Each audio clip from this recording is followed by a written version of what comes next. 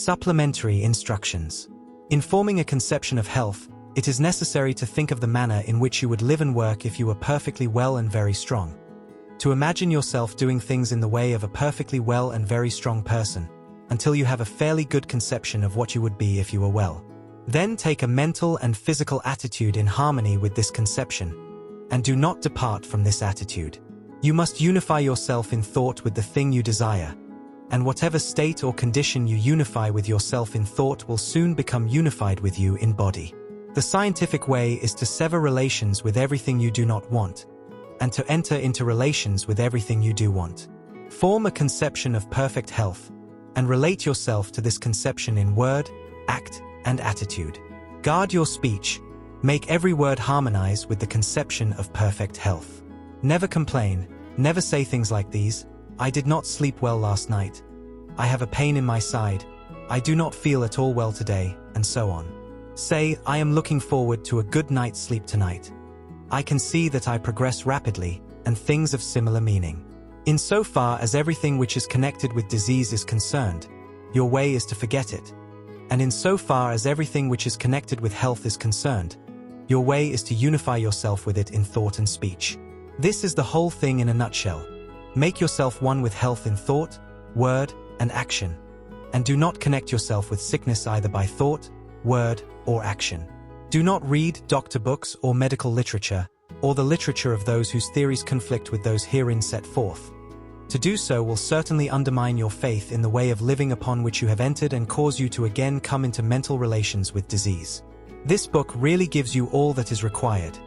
Nothing essential has been omitted, and practically all the superfluous has been eliminated. The science of being well is an exact science, like arithmetic. Nothing can be added to the fundamental principles, and if anything be taken from them, a failure will result.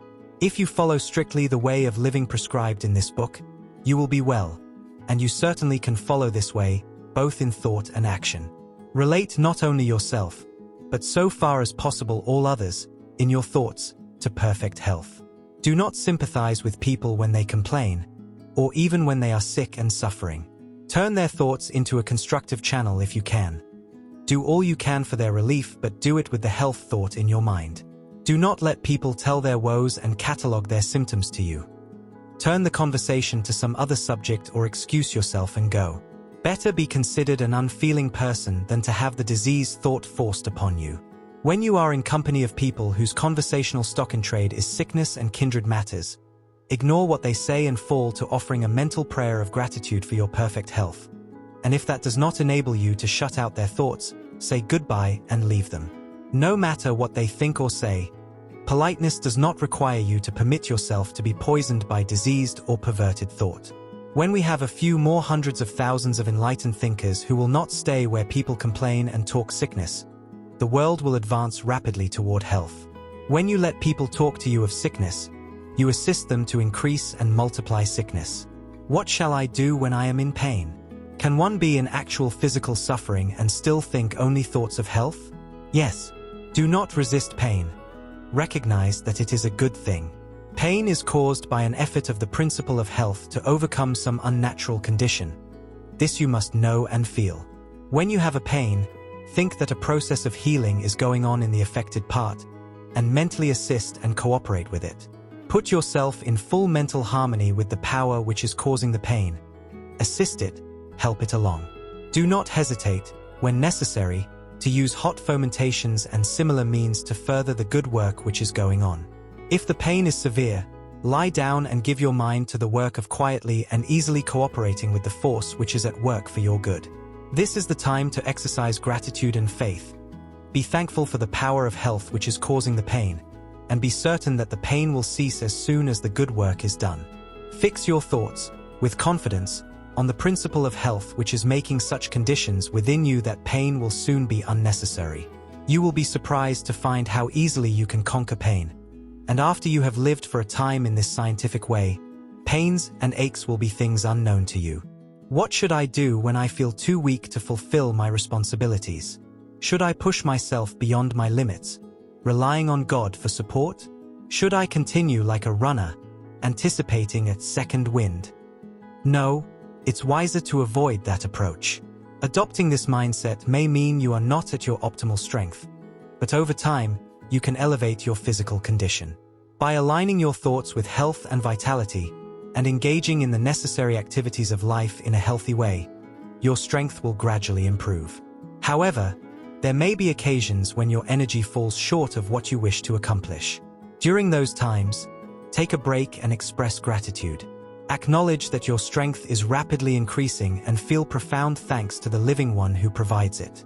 Spend an hour in your state of weakness, focusing on thanksgiving and rest, confident that great strength is on its way. Then rise and continue your activities. While resting, refrain from contemplating your current weakness. Instead, envision the strength that is approaching. Never allow yourself to believe that you are succumbing to weakness. Whether you are resting or sleeping, concentrate your thoughts on the principle of health that is guiding you towards complete strength. What should I do about that prevalent fear that plagues countless individuals each year? Constipation? Do nothing. Read Horace Fletcher's The ABC of Our Own Nutrition to grasp his insights about living on this scientific approach, which means that daily bowel movements are unnecessary. An evacuation every 3 days to 2 weeks can be entirely sufficient for optimal health. Those who overindulge, eating 3 to 10 times more than their bodies can utilize, have a substantial amount of waste to eliminate. But if you adopt the lifestyle we have outlined, this will not be your experience. If you eat only when you genuinely feel hungry and thoroughly chew every bite until it becomes liquid, stopping as soon as you notice your hunger waning, you will prepare your food for digestion so effectively that nearly all of it will be absorbed, leaving minimal waste in the bowels. If you can completely forget all the fear-driven information you've encountered in Doctor Book and ads for patent medicines about constipation, you won't need to worry about it any further. The principle of health will manage it for you.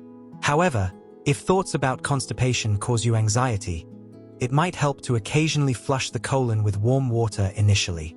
While not required, it can ease your mental liberation from fear. Once you notice your progress, have reduced your food intake, and are eating scientifically, you can dismiss constipation from your thoughts entirely. Trust in the principle within you that possesses the ability to grant you perfect health. Connect it through your sincere gratitude to the all-powerful principle of life, and carry on joyfully. What about exercise? Everyone benefits from daily muscle engagement, and the best way to achieve this is through enjoyable play or leisure activities. Pursue exercise naturally as recreation rather than as a forced health regimen. Ride a horse or a bicycle. Play tennis, bowling, or toss a ball. Engage in a hobby like gardening that allows for enjoyable and productive activity for an hour each day. There are countless ways to stay active and maintain good circulation without reducing it to mere exercise for health alone. Exercise for enjoyment or benefit. Do it because you're too vibrant to remain still, not because you feel the need to become or stay healthy. Are prolonged fasts necessary? Rarely, if ever. The principle of health typically doesn't necessitate fasting for 20, 30, or 40 days to prepare for activity. Under normal circumstances, hunger will manifest in a much shorter time. In many extended fasts, the reason hunger doesn't arrive sooner is that the individual inhibits it themselves. They may psych themselves into believing they must endure a lengthy fast based on fear or hope, motivated by literature that suggests a long period of fasting is essential, thus being firmly resolved to push through, whatever the duration. Consequently, the subconscious mind, influenced by strong suggestions, delays hunger. Whenever nature temporarily takes away your hunger, carry on with your usual tasks cheerfully, waiting for hunger to return. It doesn't matter if it takes 2, 3, 10 days, or longer. You can trust that you will feel hungry when it's time to eat. By maintaining a cheerful confidence and faith in your health, you won't suffer any weakness or discomfort from abstaining. When you're not hungry, you will feel stronger, happier, and more comfortable by not eating than by eating, no matter how long the fast lasts.